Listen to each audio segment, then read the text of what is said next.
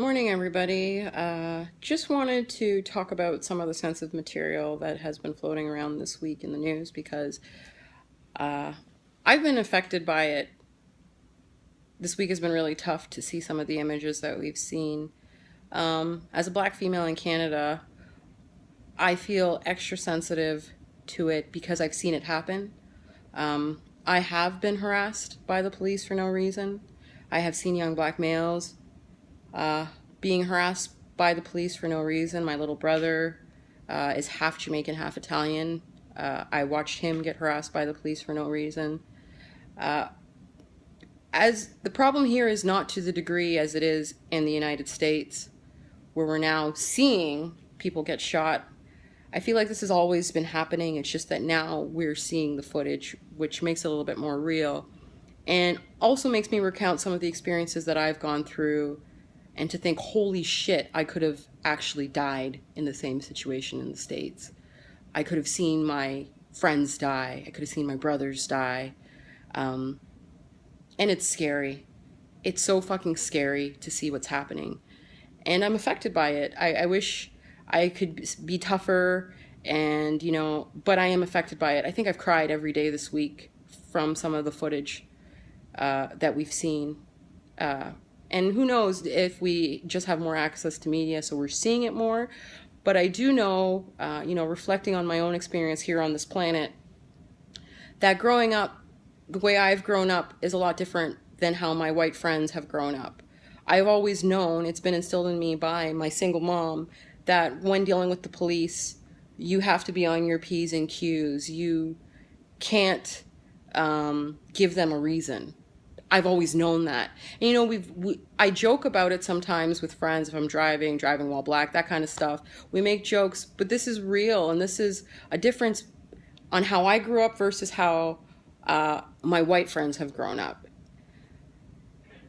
Because I see it from a different lens, I have a different perspective of it, and it hurts. It's hurtful. It needs to stop. I don't know how it's going to stop. But I think acknowledging it and having an honest conversation about it is the first step. That being said, Facebook is a very shallow means of communication, but it is a way to get your voice heard. It's tough that this week was a heavy unfriending week for me. There were people in my feed who said things like, well, if people just did what the police said, this wouldn't happen, or this is too much, I don't even want to talk about it or address it. This is part of my life. And, everybody on my Facebook is not my friend. But judging by how some people are reacting to this, some of you will never be my friend. It's not okay to benefit from my company, to feel happy, to learn about my culture, to play in my hair, to learn dances from me, to admire my fashion, to want to know the good, but not want to know the struggle.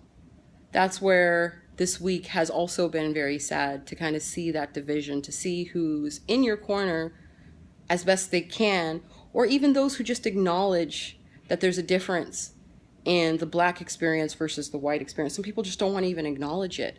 And that right there is probably the most frustrating piece of this, is that with everything that's been shown, and I'm not saying anything new, I just want to give my perspective, because I feel like when I say things, people are like, well, we're Canadian and it's different here. Yeah, I agree, it's different here, but it's not so different, because I have been in those situations. And yes, I have been in situations where police have been awesome. I have some friends that are police, they're great. But I've had more bad experiences than good experience, unfortunately, dealing with the police. That's my experience. And to see the things that I have seen, it just kind of puts my mind in a tizzy that, I'm lucky.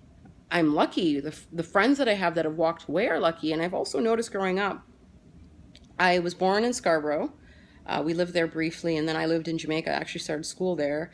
And then when I came back from Jamaica, we moved to Pickering. Now, people think, oh yeah, Pickering's a great place.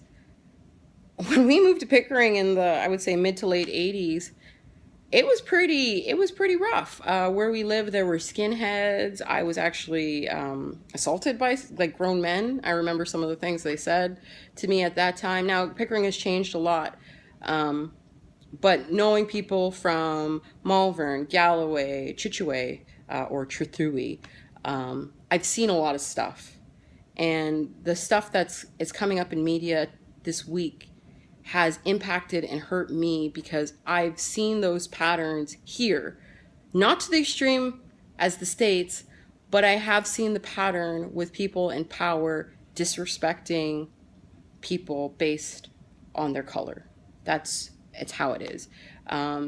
So if you are in my life and you, I don't know, don't want to acknowledge what's happening right now, just you don't even want to acknowledge it, then you have no business being in my life.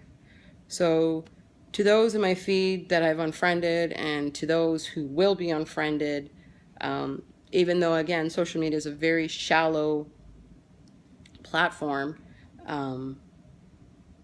thank you for showing me your true colors.